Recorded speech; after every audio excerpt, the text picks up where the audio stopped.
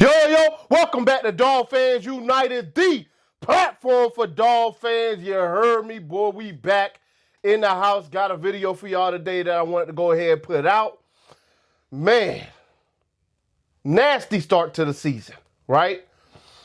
But I think I know why the Dolphins suck.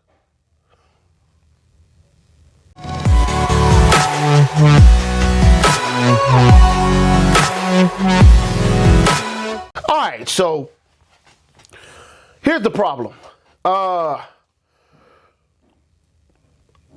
And I can't remember what his name is, but there's I believe he's a columnist or something like that for one of the publications in South Florida. I can't fully remember, but he had put up a tweet that basically said who broke who and things like that, and it was pretty cool. If I can find it, I will go ahead and put that up. If I can't, then it's unfortunate I wasn't able to find it. But it did say, like, basically Flores. It said Greer broke Flores, and then Greer made. No, sorry, it said Flores. Sorry, Flores broke Greer, then Greer broke Flores, then Greer made McDaniel. Then McDaniel breaks Greer. Then I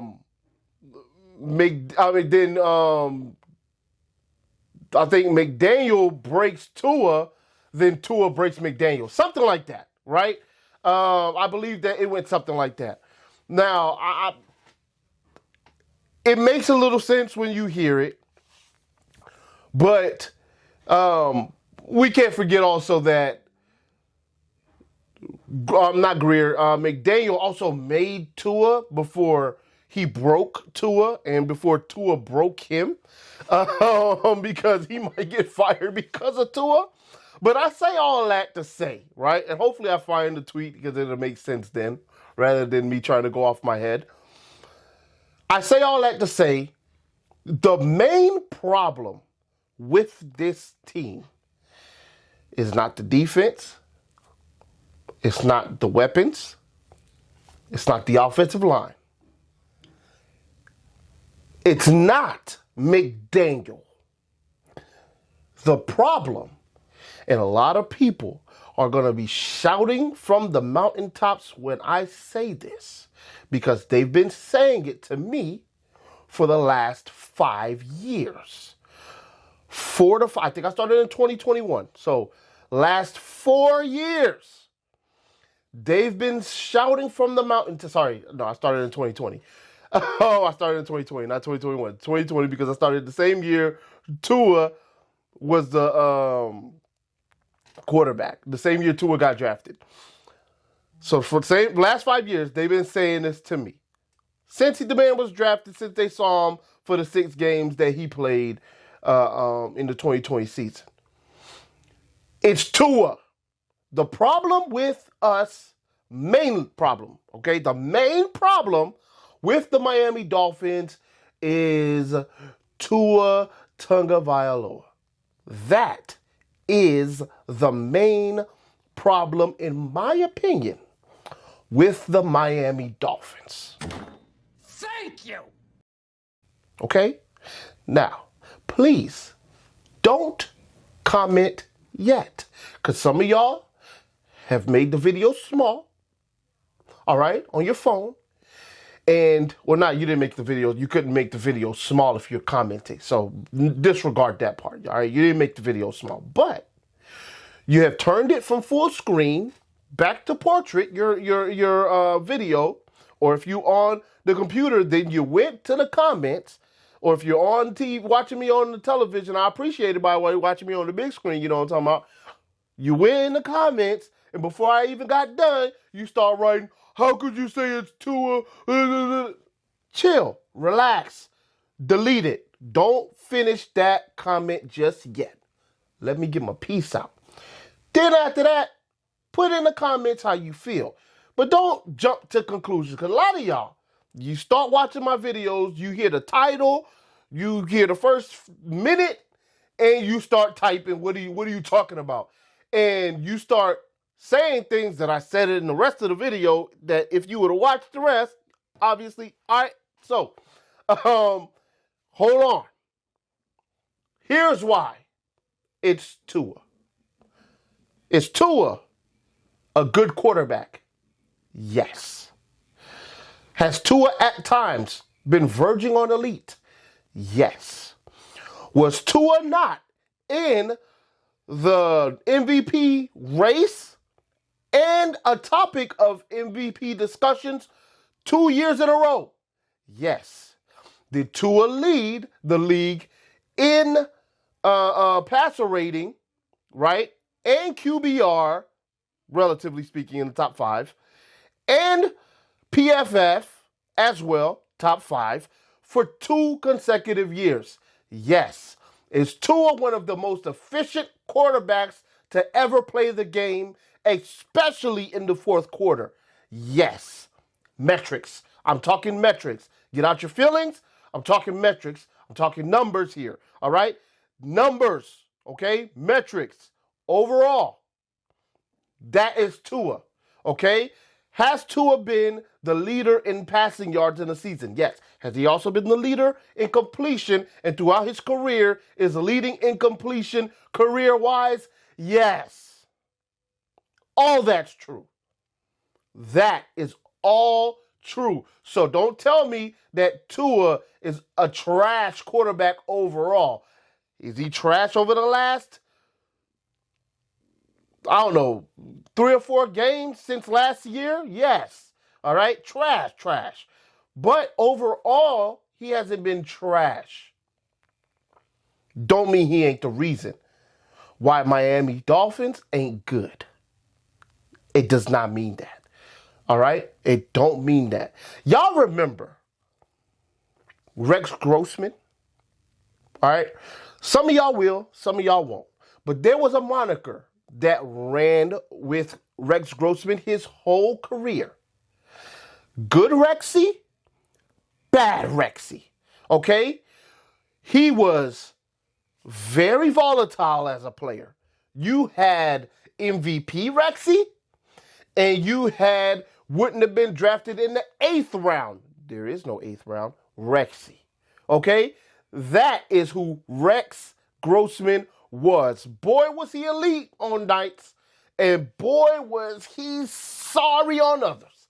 Played for the Bears most of his career. At the starting years anyway, where he started. I'm not saying that Tua is as volatile as Rex Grossman.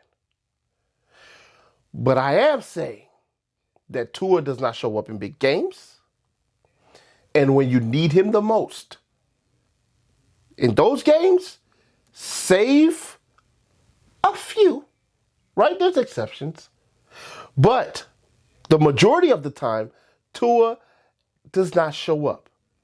Where other games where you're expecting Tua to show up, and he shows up because it's not against high caliber opponents, right? And he puts up the 300 and the 400 yards and the 3 touchdowns and the 4 touchdowns and the 6 touchdowns at times, right? That also has happened.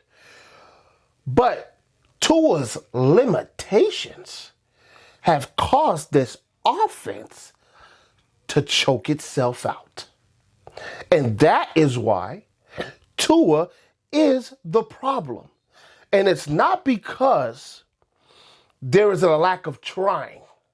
It's because, meaning trying to get better, Tua has done and is doing all he can to be the best quarterback he could be for the Miami Dolphins.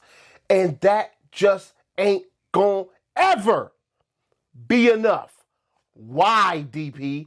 Why is it not going to be enough? Why are you saying these things to us?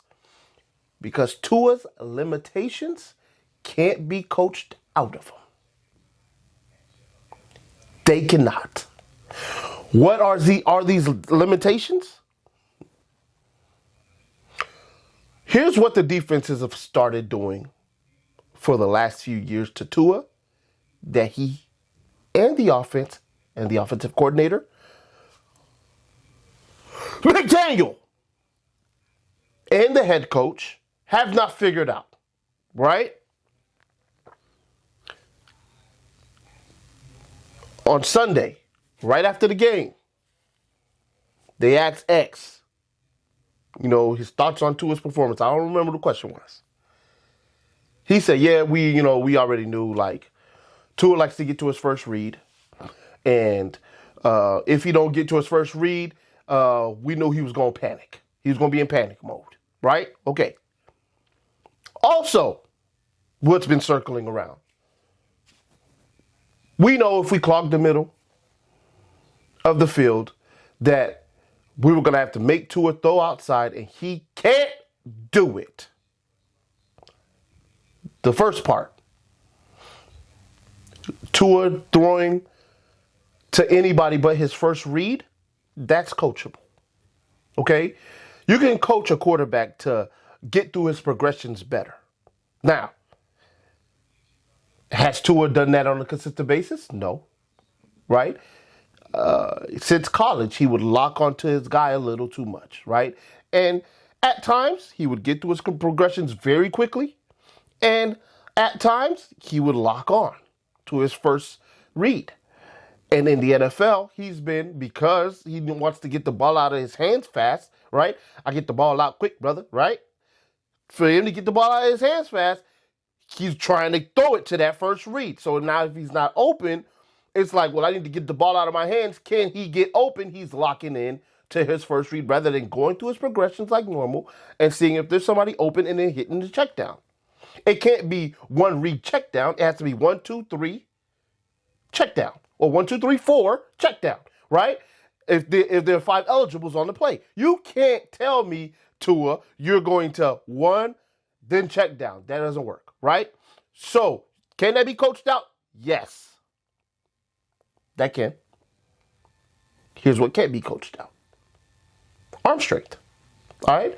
Now, while your arm can increase slightly in velocity, there's nothing that can tell a quarterback that he'll make a throw that he knows he can't make.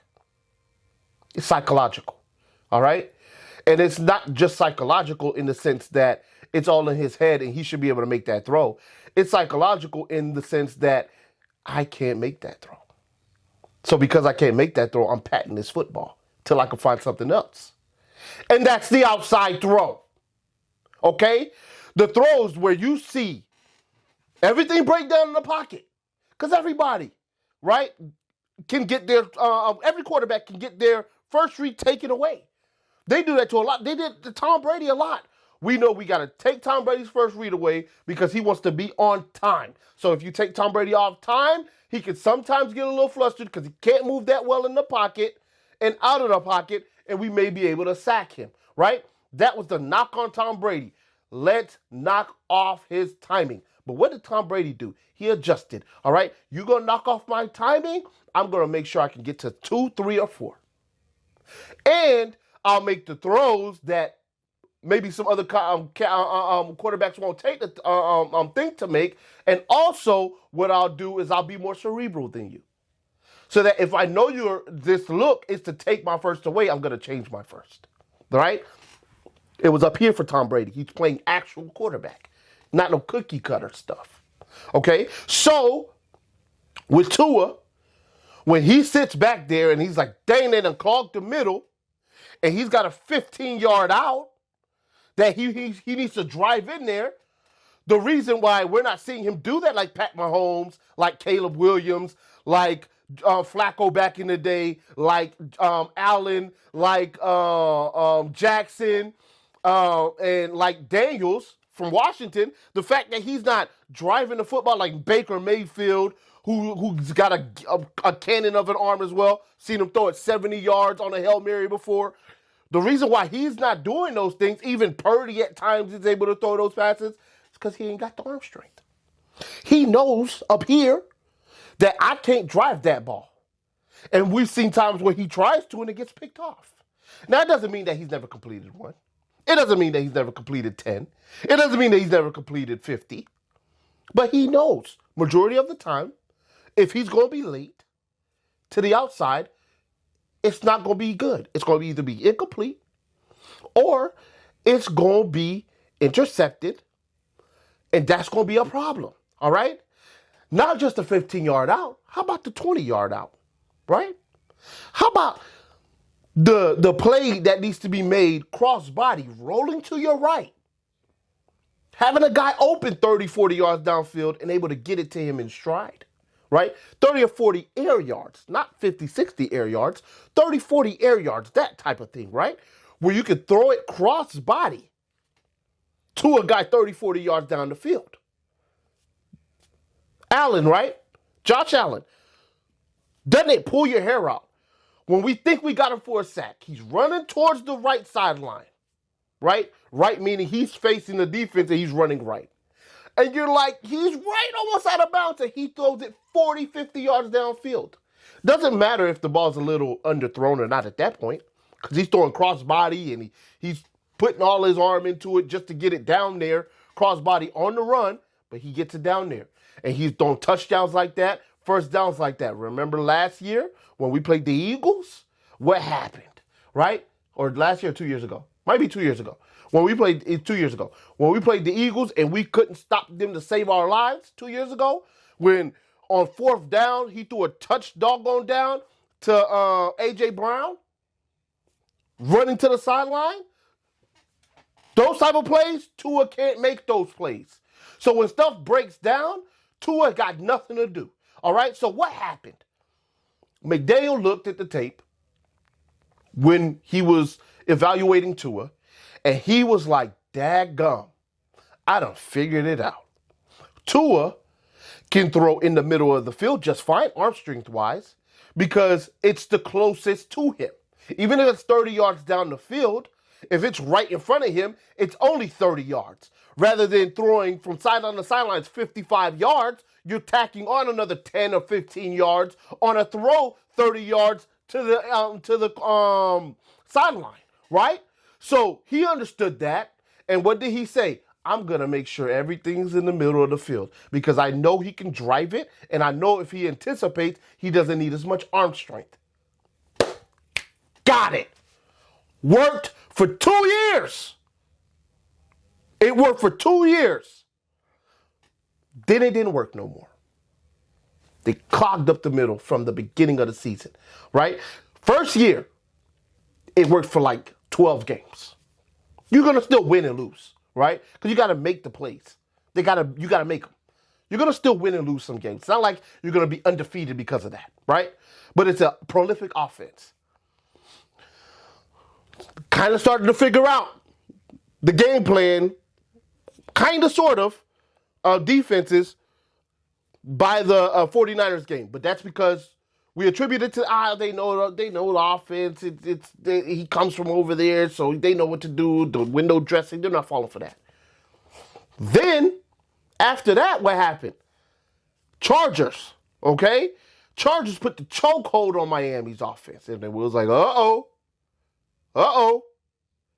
Then the Packers. First half, it's like, okay, offense is back. All right. Second half, problems. Okay, then let's move on to the next year after that. Chargers, first game of the year. Dang, we gonna have a problem. They stopped the offense. Couldn't stop a nosebleed with us.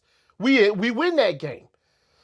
We scored 70 doggone points in a game that year after. Okay? In that same year, we played the Chargers. 70. Prolific offense. Went on another run. Top offense in the doggone league. Tua is healthy the whole season, and he has the most yards he's ever had and most yards in the league that year. Still a prolific offense. Tyreek Hill, 1,700 yards the first year, 1,700 yards the second year. Right? And a bunch of touchdowns as well to note. Tua, 29 touchdowns. After that, we want to say injury, right? Oh, because Tua got injured. No. Yeah, Tua went on a 6-2 run to end the year. He did. All right? And I'm not saying that didn't happen. That happened. Okay? But when we played the good teams, what did they do? They took the middle away and they jammed the wide receivers, the small wide receivers. That's what they did. At the beginning of Tua's year, I watched the tape back again because I just want to make sure I wasn't tripping. Right? I ain't watch every game. I just watched a lot of highlights. When Tua had Devontae Parker and Mac Hollins and Robert Williams or whatever his name was, something Williams, that we had as well, wide receiver. A lot of back shoulder. He threw a heck of a lot of back shoulder to Devontae Parker. Effective plays, by the way. Really effective plays. A lot of back shoulder. So it's not like he couldn't throw to those type of wide receivers. But we had the short speed wide receivers, all right? And it worked. I'm not second guessing it. It worked. But when the defense said, we're going to come up and press y'all from now on, that became a problem. Oh, that became a problem. Because at that point, it's like, oh, boy, what the heck are we going to do? All right? Because they're pressing those guys and they're clogging the middle. They're daring us to throw outside and we can't do it. Because they're going to keep the safeties up top so you're not throwing deep. So all you got is the comebacks that Tannehill was really good at, right? The 15 to 20-yard comeback that he used to throw the heartline all the time on the money. Tua can't throw that on a consistent basis. He can't do it. All right? So that pass that they were giving us, or that they're giving us right now, Tua knows he can't throw, so now he's trying to compensate. He's trying to hold on to the ball, and bad things are happening when Tua holds on to the ball. That's well documented. When Tua holds on to the ball, bad things tend to happen. He has to play on time, and he has no alternative. That's choking his offense out. That's what it's doing. All right? And it's not Tua's fault, okay, that he is limited. And maybe he wouldn't be as limited had he not got hurt. But Tua is the reason why he got hurt in the first place, okay? So he got hurt. He became limited. We didn't know how limiting it was going to be. We drafted him. Then we don't have a coach that believes in him, but that happened to be right after the fact in Flores. We get a coach that masks all the limitations, telling you he has none. He plays well for 2 years, bringing hope and belief. We pay him when the offense started to get bottled down, and on top of that, now realize that this man has limitations we can't overcome. Does not mean Tua can't go on the rest of the year and have a good season. What it does mean is that when a team wants to and is successful at clogging up the middle and having the corners that can press our guys effectively, this offense has no choice but to be bad. And that is why Tua must go. I'm done with him. All right? I love Tua as a human being. All right? Christian. I'm Christian as well. I love Tua. Love what he stands for. Love that he's unapologetic about his faith as well. Love everything about the kid. All right? And I can say kid because I'm dang near 40 now. All right? And yeah, he's a lot younger than I am. Love the kid. But he is limited. And I have come to terms with that fact, that the limitations that Tua presents cannot be overcome. Because when you need to make a play, when the play breaks down, his mind is telling him he can't do it. Otherwise, we would have seen it. These are things that can't be coached, once again. All right? You can be coached to come off your first read. Whether this coach could do it or some other coach in the future that he might end up with, right? That could be coached out. But what can't be coached out is your physical limitations. Nothing can be done about Tua's physical limitations. I appreciate y'all watching this video. If you made it all the way to the end, please put in the comments that I watched the whole video. It'll make my heart warm. I'll holler at y'all in the next one. Y'all already know what it is. Fins up till we die. I'm out.